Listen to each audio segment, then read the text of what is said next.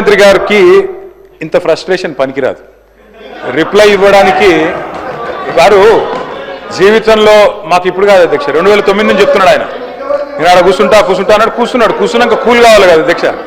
మరి ఇప్పుడు ఎందుకింత ఫ్రస్ట్రేషను, ఎందుకింత నిస్పృహ, ఎందుకింత ఆవేశము మాకైతే అర్థం కావట్లేదు అధ్యక్ష. ఈ ముఖ్యమంత్రి గారిలో ఒక అపరిచితుడు అధ్యక్ష. ఎందుకంటే బయట చెప్తున్నాడు అధ్యక్ష, మన రవీంద్ర భారతిలా మనం ఎవడు నమ్మతలేడు, మనకు అప్పు ఉడతలేదు, ఎవడు నమ్మతలేడు, దివాలా తీసిమని బయట చెప్తాడు. ఇక్కడికి వచ్చామో 1,58,000 కోట్ల అప్పు చేసినా రొమ్ము విరుచుకొని చెప్తున్నారు. మాకు అర్థం కావట్లేదు అధ్యక్ష, ఆయన కరెక్టా ఈయన కరెక్టా, రామువా రెమోనా, ఎవరు కరెక్టో తెలుస్తలేదు అధ్యక్ష. ముఖ్యమంత్రి గారు చెప్తున్నారు, నేను 18 గంటలు పనిచేస్తున్నా, నేను బ్రహ్మాండంగా పనిచేస్తున్నా, ఒక్కరోజు సెలవు పెట్టలే, నేను 40 సార్లు కాకపోతే 400 సార్లు పోతా ఢిల్లీ. పో అధ్యక్ష, నిన్నెవరు వద్దన్నారు, బ్రహ్మాండంగా తిరుగు అధ్యక్ష. పెట్టుబడులు వస్తున్నాయి దావోస్లో, ఒకటి మించి ఒకటి, 1,78,000 కోట్లు, 40,000 కోట్లు తన్నుకొని వస్తున్నాయి. సంక్షేమం అద్భుతం, అన్ని అయిపోయినాయి 5 గ్యారంటీలు. మరి ఎందుకు అధ్యక్ష ముఖ్యమంత్రి గారు 71,000 కోట్ల ఘాటా పడ్డది, ఖతమైపోయింది, మా 71,000 కోట్ల అంచనాలు తగ్గిందని గన్పూర్లో చెప్పింది, స్టేషన్ గన్పూర్లో.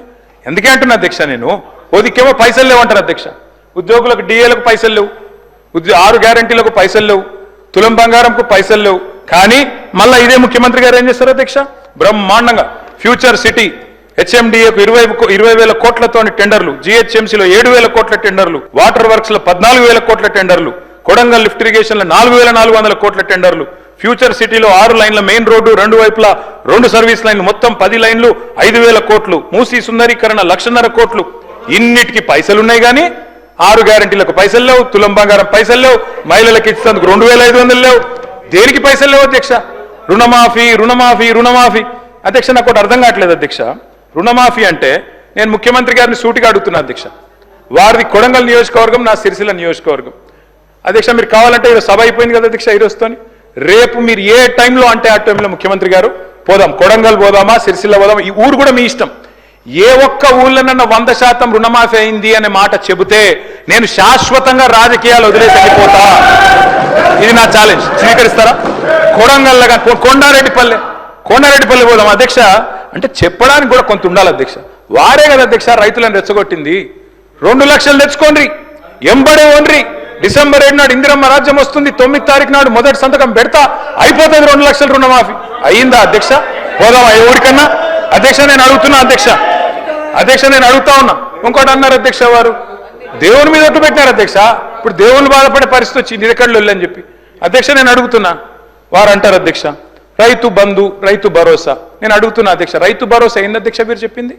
15,000 ఇదే ముఖ్యమంత్రి గారు ఆనాడు పిసిసి ప్రెసిడెంట్ గా రైతు బంధుని ఆపిందే ఈయన. పోయి ఎలక్షన్ కమిషన్ కి లెటర్ ఇచ్చిందే ఈయన.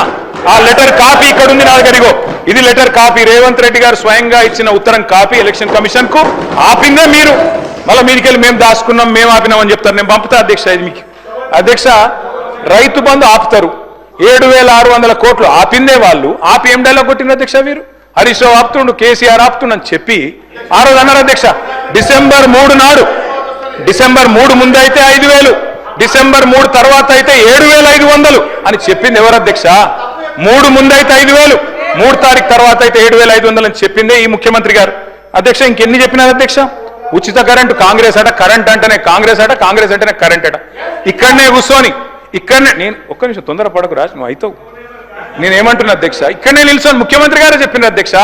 ఆనాడు తెలుగుదేశం పార్టీలో ఇక్కడ నిల్చొని ఇదే ముఖ్యమంత్రి గారు చెప్పిన మాట, మా నాయన గారు చచ్చిపోతే నెత్తి మీద నీళ్లు తలుపుతుందంత కరెంట్ లేదు, ఇదేం దౌర్భాగ్యపు ప్రభుత్వం అని చెప్పిందే ఆయన.